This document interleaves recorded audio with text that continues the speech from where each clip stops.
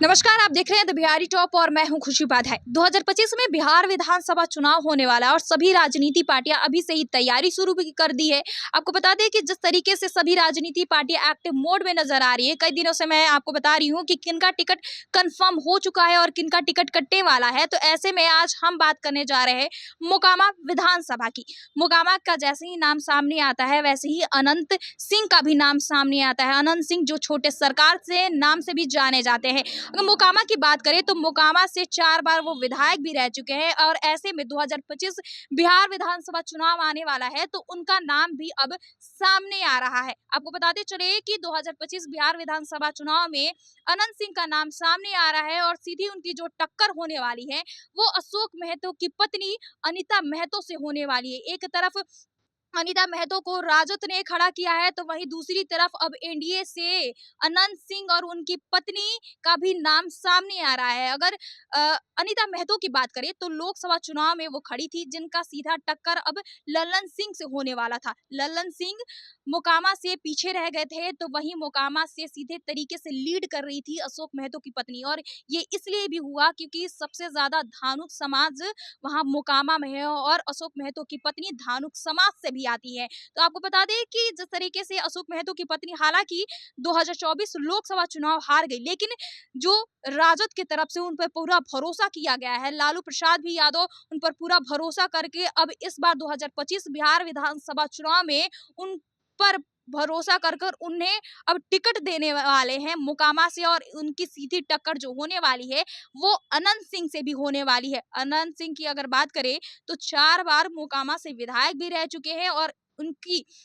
जो अब टक्कर होने जा रही है अनीता महतो से होनी जा रही है। अगर मोकामा की बात आता है तो सबसे पहले अगर मोकामा का नाम भी आता है तो सब कोई जान जाता है कि यहाँ पर भूमिहार बाहुबलियों का दबदबा भी रहा है, और ऐसे में अब सीधे तरीके से जिस तरीके से नाम अनीता महतो का सामने आ रहा है, आपको बताते चले कि मोकामा में सबसे ज्यादा भूमिहार, यादव, पासवान, धानुक समाज, अति पिछड़ा भी आते हैं और सबसे ज्यादा यहाँ पर अगर भूमिहार की बात करें तो 60,000 है, तो वहीं धानुक 70,000 है, यादव 50,000, पासवान 25,000 और अति पिछड़ा 50,000 है। और धानुक समाज से आती है अशोक महतो की पत्नी, और वहीं अशोक महतो अगर बात करें तो वो कुर्मी समाज से आते हैं। और जो इन धानुक और अति पिछड़ा है उनका वोट अब अशोक महतो की पत्नी अनीता महतो की जाने वाली है, तो वहीं भूमिहार समाज, ब्राह्मण समाज का वोट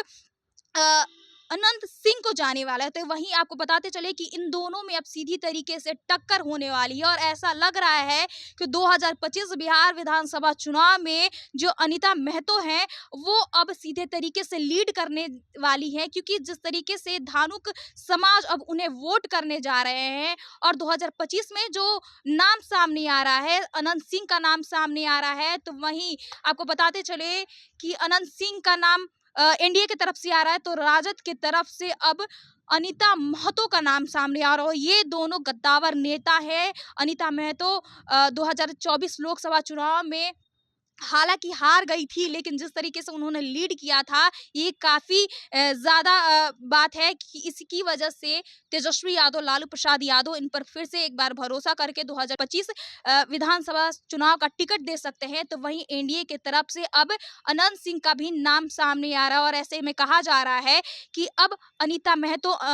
अनंत सिंह को सीधे टक्कर देने वाली है और मोकामा से अब उनकी जीत भी होने वाली है, क्योंकि यहाँ पर सबसे ज्यादा धानुक समाज है। हालांकि अनंत सिंह 4 बार वहां से विधायक रह चुके हैं, लेकिन अब जिस तरीके से वो उभर कर आई हैं अशोक महतो की पत्नी, और धानुक समाज और अति पिछड़ा समाज उनको ही वोट देने जा रहा है, और ऐसे में अब लग सकता है कि इस बार अनंत सिंह मोकामा से पीछे जा सकते हैं। बहरहाल इस खबर में इतना ही। हमारे साथ बने रहिए और देखते रहिए द बिहारी टॉप।